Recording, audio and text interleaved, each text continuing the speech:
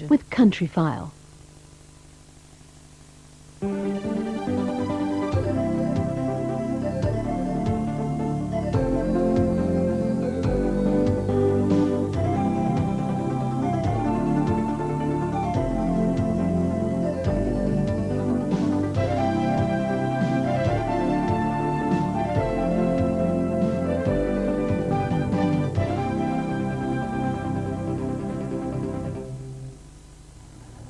It's hard to believe that this canal is busier now than it was when it first opened 200 years ago. Then there were 500 boat journeys every year. Today the figure is more than 5,000. This is the Stratford-upon-Avon Canal, the very first to be reopened of a network of more than 2,000 miles of canal. They are in fact very long, very thin public parks. And on today's programme, we'll be reporting on the problems of protecting and paying for our network of canals. That's after News Update. Which has long been known locally as the Sleeping Beauty.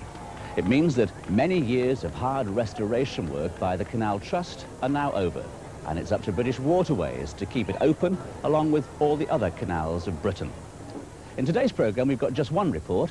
It's from Michael Colley, who'll be finding out if British Waterways can develop the canals and increase their revenue without destroying the very reason for the canal's popularity, peace and tranquility. In 1974, when this canal, the Stratford, was reopened, there were great celebrations, and it prompted John Betjeman to write a poem to mark the occasion.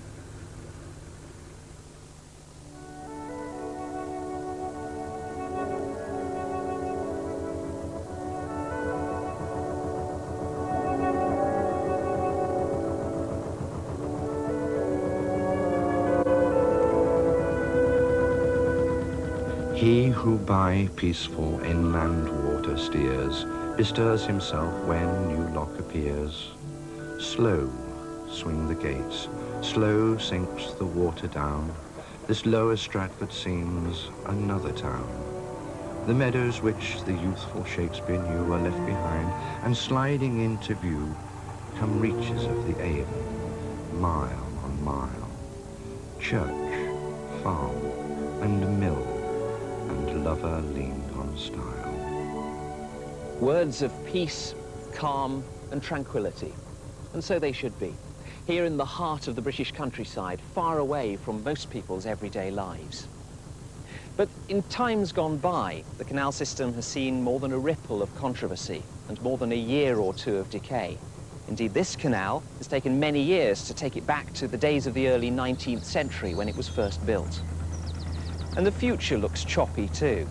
The government wants to cut back on some of the funding it gives to the canals. And that means British Waterways, who look after them, will have to raise more money. The question is how, and will it be good news or bad news for their 2,000 miles of canals and for the people who use them? To save Britain's canals from decay costs £66 million a year, 2/3 coming from taxes and 1/3 being raised by British Waterways. The government's plan is to swap that round, so the canals will have to raise another 22 million. But would it surprise the early canal builders who made money from freight? They'd be most amazed, of course, because the nature of the traffic has changed totally, whereas it was for commercial use with big 70-foot boats. Now it's entirely leisure use, and lots of the boats quite small, some made of plastic. In other ways, it's difficult to say. I mean, they'd be thrilled. Obviously, they're still in use 200 years later, but they'd be very distressed at the state of some of the canals that they're still in. If you take the Oxford Canal, for instance, which is 200 years old this year, I've just been on it this last week. And I mean, it's really in a very sorry state still. Tremendous amount of work needs to be done on it. What do you feel about the fact that the government wants to cut some of the funding to British Waterways? Well, I'm sorry, in a way, to see money reduced. At the same time, we have to be realistic, and the waterways should be in a position to pay their way. The problem with them is that they really are a national park. And again, this is one of the marvellous things about the way in which they were saved in the 50s. They were saved as a piece of the environment, not just for boaters. And they're used more in terms of numbers by anglers in the first place, and in the second place by walkers and sightseers. I mean, over 1 million people a week actually go and visit a waterway somewhere in the country. and of those only about 10% are actually boaters.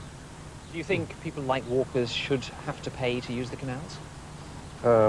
But not really. I mean, I think that is the area where the government ought to be prepared to subsidise. I mean, they subsidise the Countryside Commission, they subsidise the national parks. It comes into that category. It should be recognised that way. And perhaps that is a complaint I've got against the present authorities, that they don't really seem to be making a campaign for that. I mean, they seem to be accepting that they've got to try and make the canals pay. And yet I think this is a forlorn task. Not a forlorn task in the eyes of British Waterways. A change in the way they get money has been forced upon them, but even so is welcomed. Oh, I think that change is quite exciting for British Waterways. For the first time, perhaps, we're able to look at our resource in a very wide sense, integrating our commercial aspirations, our leisure aspirations, and the functional workings of the waterway together. This has been achieved by regional management, and we see this as a positive move to actually bringing what we have to offer to our customers. The 5 million boaters each year might be interested to know there's an official corridor study of each waterway to identify ways of raising revenue. We're actively looking at opportunities for waterside development that will use the water in a positive way, not just something that would be quite attractive to look at, but how we can integrate the water space into these larger developments. Hotel development is perhaps an example, but waterside housing, conference facilities, public houses.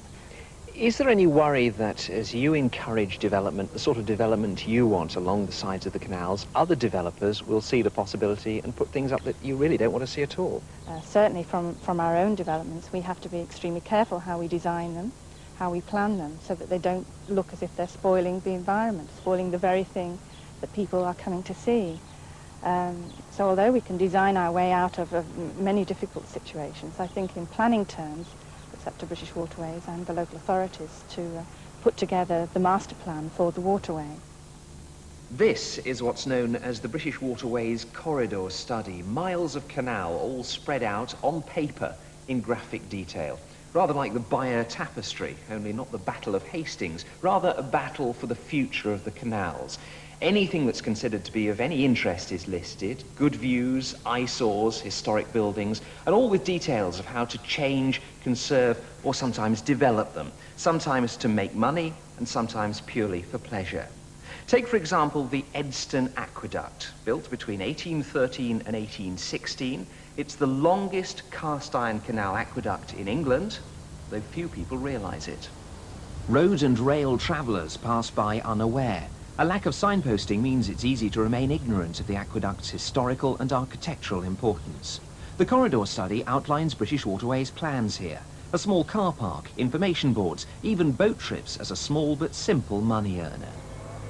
A few miles away, a Stratford tour bus takes visitors to Mary Arden's house. Linking up with existing attractions could, say British Waterways, be beneficial to everyone. By the nearby canal, they hope to build a visitor centre and develop the area for overnight moorings, creating small but significant amounts of necessary income.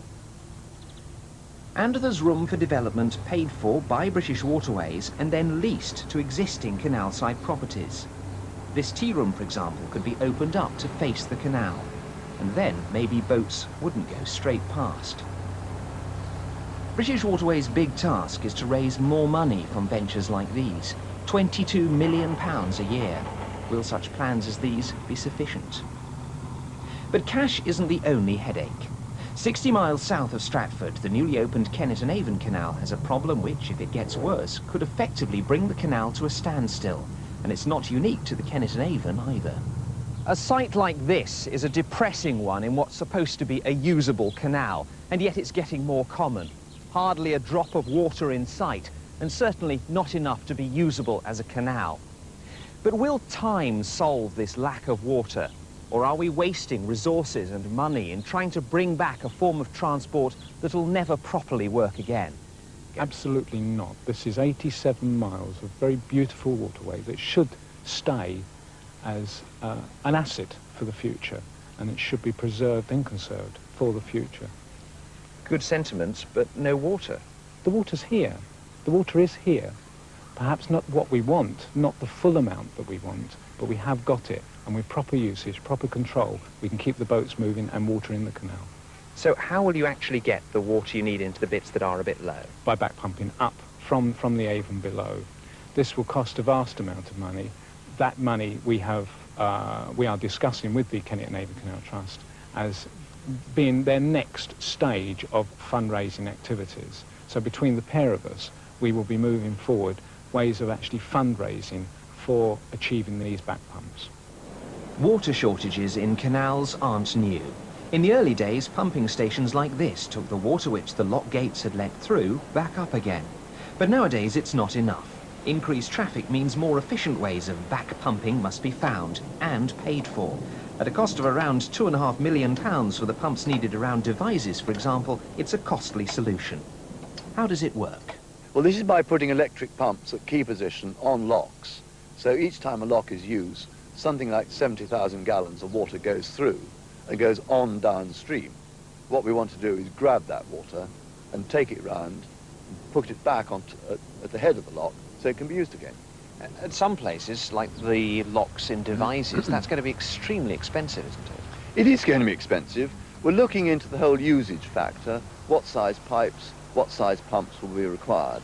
And once we've done that and agreed that with the Waterways Board, then we'll be starting off on this project.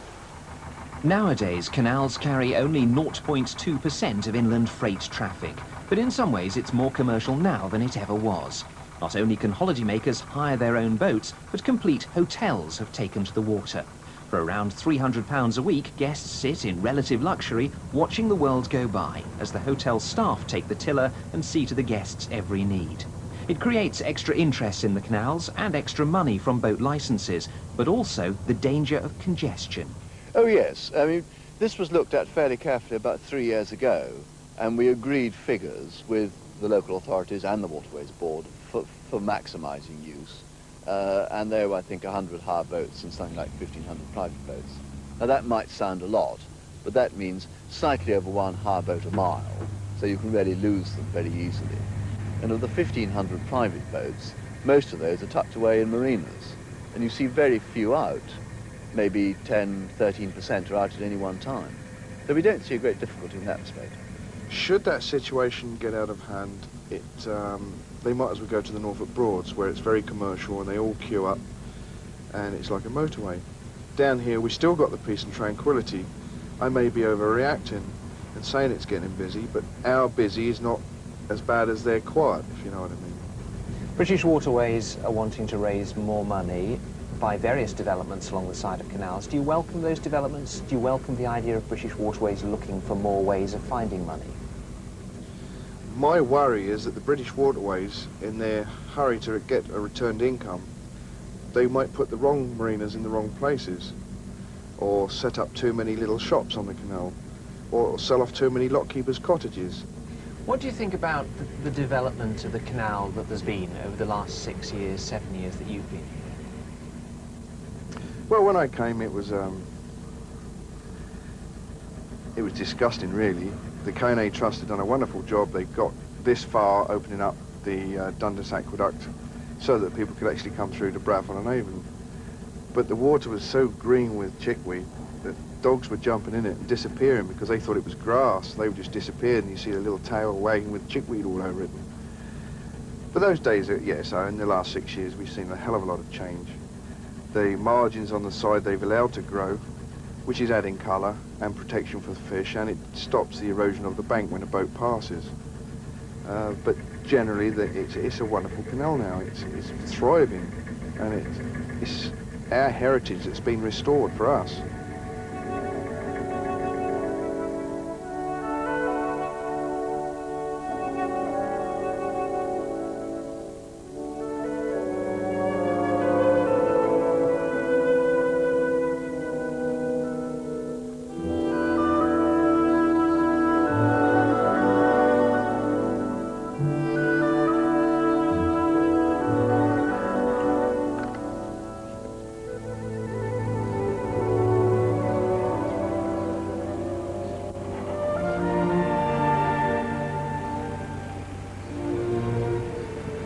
Marvellous for the birds. They're very, very safe in there, and they nest in it, and in the winter it's a marvellous roost for them. And along the the canal. Here and there are patches of blackthorn which are favourite spots for birds, and particularly for winter migrants, which seem to come every year and come back to the same roosting area. And in fact, we've got a coot just nesting on the edge of the blackthorn there. Aha, yes, we've got coots and we've got water hens which nest here regularly, and other birds which nest are grey wagtails and wrens and various tits and chaffinches and so on. What do you think will happen to all this wildlife when more people come onto the canals?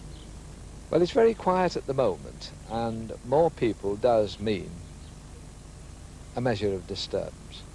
How much disturbance the wildlife will tolerate before it is upset by it, I think we have to wait and see. It may be more tolerant than we think. On the other hand, the birds and all the other animals along the canal, which feel that their peace and quiet is disturbed and their lifestyle is disturbed, they'll vote with their feet and move away. So what's the answer? Is it to develop slowly or ban development altogether, leave the canals as they are?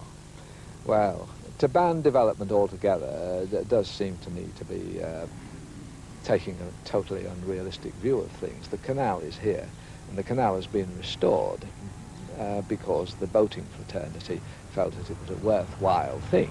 And by the boating fraternity, I just don't mean people who have boats, but people who are interested in boats and canals. A whole range of people have a lot of interest in the canal as a working waterway, and it's through their efforts and through the enormous sums of money they raise that the canal has been restored.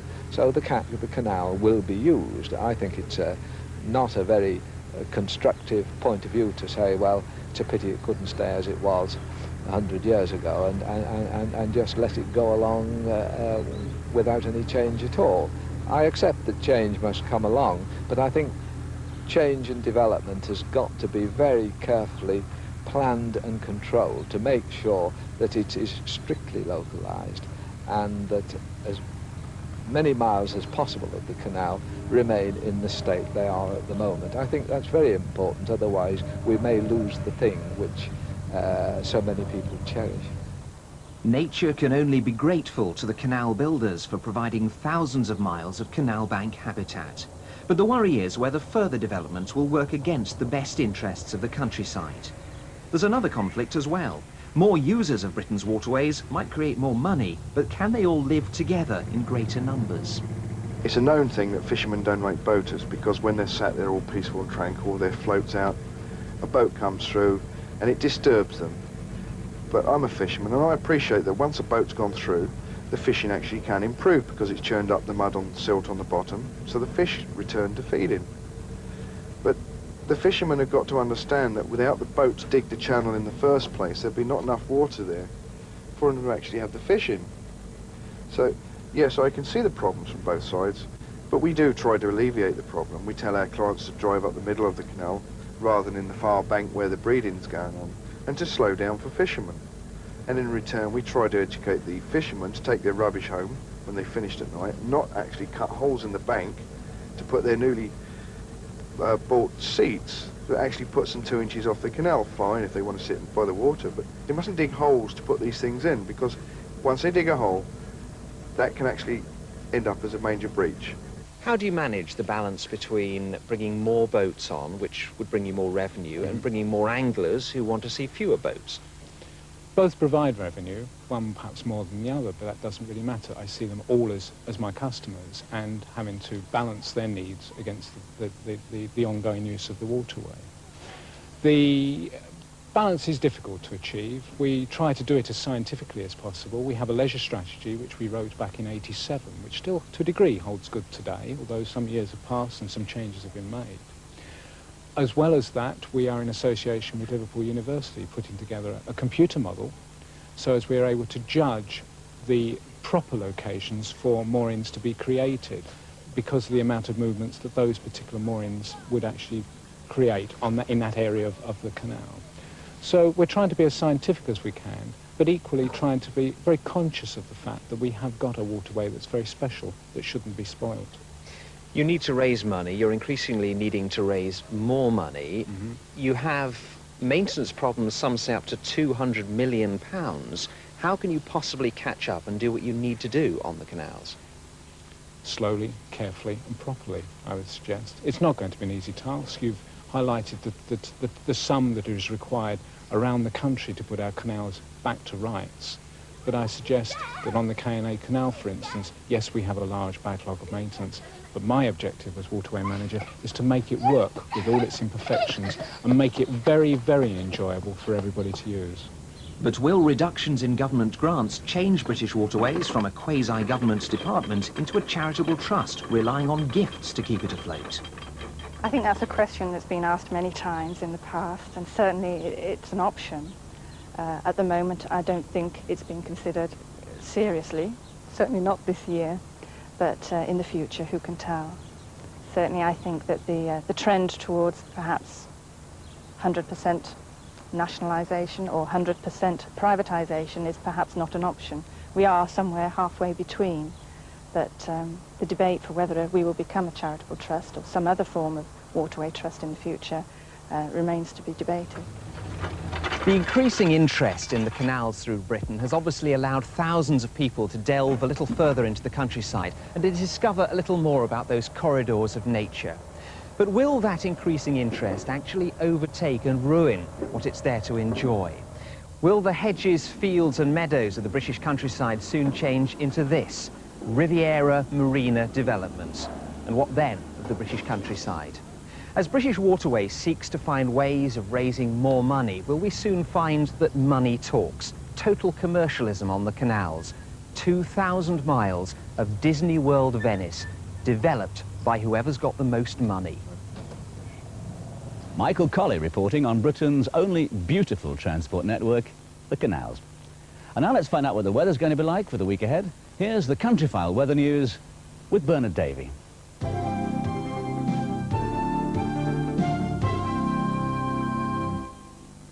Good afternoon. Expect a spell of unsettled weather towards the middle of the week as this area of low pressure sweeps across the British Isles, heads off towards Scandinavia. It'll be bringing some heavy bursts of rain and some strong winds, and as that cold front comes south, then it will turn much cooler. Now, we are expecting some heavier bursts of rain, but I think amounts in some southern counties may be rather disappointing. The strong winds will need watching, and then, as I mentioned, turning cooler and fresher towards Thursday and Friday. We can take a look at this cooler air coming down on the temperature profiles. Most of the country is quite warm or hot now, but there is cooler air up to the northwest of Scotland. That starts to work its way southwards. During Wednesday, a little bit of a hiccup as warmer air tends to return north again, but then Thursday and Friday we'll find that cooler air pushing right down to the south coast. That's a satellite picture this morning. A good deal of cloud over the British Isles, but there are some good breaks in the south, especially the south and southeastern parts of East Anglia. And that's how it all transfers onto the weather chart, with low pressure just to the south of Iceland. And we have these two cold fronts on the chart, and they'll be giving some showers. And there are some very heavy showers around, 1 or 2 thunderstorms in southern parts of Ireland. And these showers tend to be working their way into northern Wales and into northern England. So that's where we'll find the showers today, the heaviest of them into North Wales and northern England. For the south and east, a good deal of sunshine, some good breaks along the sheltered eastern coast, but over parts of Northern Ireland and Scotland there will be some showers. During the afternoon and evening we'll find some of the showers, especially in Scotland and Northern Ireland, tending to die out, but there's still likely to be some heavy ones, especially over northwestern England. A very hot day again down in parts of southern England, at temperatures as high as 29 degrees Celsius, but as we come westwards and northwards into the cloud it does become cooler, but if it does brighten up it'll feel pleasantly warm because the winds will be fairly light today, especially in the south, and even for the north not too bad, but a brisk westerly breeze in western parts of Scotland. Overnight still some heavy showers over northern parts of England. There'll still be some down this through the Irish Sea, affecting some of the southwestern coasts. A good deal of mist around tonight.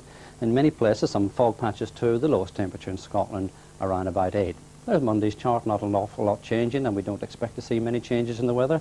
Still some showers around, still hot and sunny down in the southeast, and quite a few showers up over northern parts of Scotland and parts of Northern Ireland. Tuesday looks like being a fine day, just 1 or 2 showers in the west, cool up over northwestern Scotland, and very warm in the southeast. And there's that chart coming for Wednesday as we expect that spell of unsettled weather, that rain, heavy at times, and strong winds coming in from the southwest, and then it feeds across the whole of the country and then becoming brighter in the northwest. On Friday, the cold front should just have about cleared the whole of the country by the end of the day, so we'll find all the cloud and rain being pushed away, becoming much brighter, cooler and fresher, but there's still likely to be some very heavy showers up over northern parts of Scotland and Northern Ireland. That's it from me. Good afternoon to you.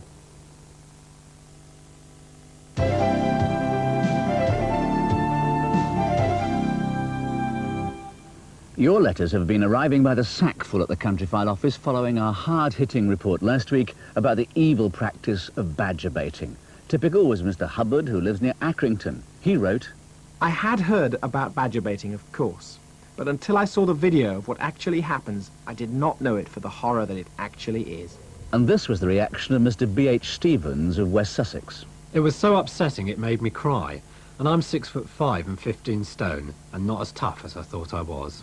The two investigators we featured come in for much praise, as does Tony Banks MP. But Jim Sokol of Enston in Oxfordshire was angry when he discovered that loopholes in the law allow insufficient protection for our already dwindling wildlife, not to mention the apathy that saw Tony Banks' bill fail. many of you say you've also written to your MPs demanding action to stop this cruel and senseless pursuit. Well, let's hope something comes of it, for the sake of the badgers. And that's all from Countryfile for this week. Until next Sunday, goodbye.